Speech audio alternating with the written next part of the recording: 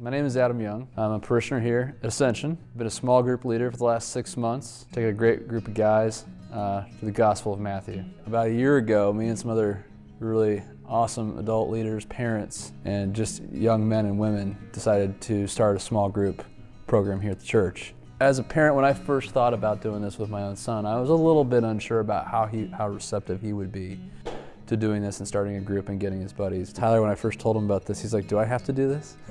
I'm like, "Yeah, I'm the leader." He's like, "All right." And then I told him, I was like, "Yeah, me and Lee started this whole thing." He's like, "Oh, really? Like there was no program before?" I'm like, "Yeah, this is kind of a big deal." "Oh, okay, I'll go." Like he realized this is like not just some kind of like thing that, we signed up for.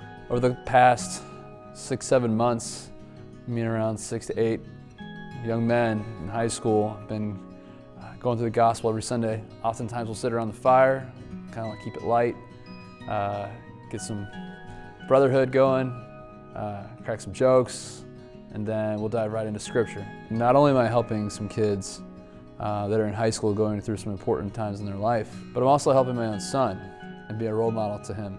Just like I was as a coach on the baseball field or the soccer field when he was younger, this is way more important. No, when we started this, the boys were all excited. The parents were excited to get their boys in. I put it on the boys though. So I'm communicating with the kids, and it's on them.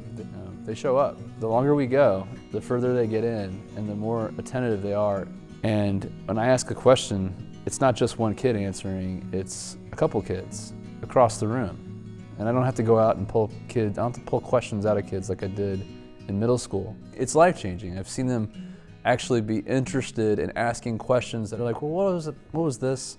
I saw this here, but I remember we talked about this other thing, and how does that relate to this issue?" It's something that I didn't expect. It ended up being collaborative in a discussion, which has been fun. It doesn't stop at confirmation. Confirmation is the beginning. These kids are thirsty for Christ. For me, it's that opportunity to stay close with my son on those things that are most important, but also help those other kids that he is surrounded with to become better men as well. These kids are going to go to college in just 4 short years. They're freshmen now.